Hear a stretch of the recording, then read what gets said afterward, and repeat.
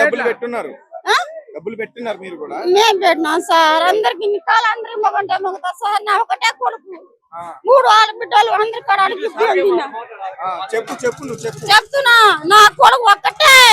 ఆయన ఏం చేసినాడో నాకు తెలియదు సార్. నేను కూలి కష్టం చేసి సంపాదించిన 10 ఎకరాల భూమి నేను సంపాదించిన సార్. 1 రూపాయి ఎంత పెట్టుంటావు మనం డబ్బులు?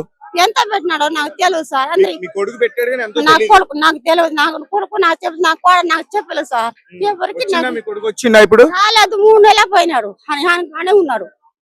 3 నెలలు పోయినాడు. ఎక్కడ పోయినాడు? ఆయనకి దానికి చాలే వాళ్ళని పత్తా రోజు వస్తున్నాను సార్. నేను ఫోన్ చేస్తున్నాడా? చేస్తలేవు. ఏం చేస్తాను? అక్కడ అస్సలు లేవు. వీళ్ళ కాడ మా అక్కడ అందరూ ఎవరి కాడ కూడా నాకు ఫోన్ చేస్తలేడు. ఆయన చాకున్నాడు, మరి ఏం చేసినాడు?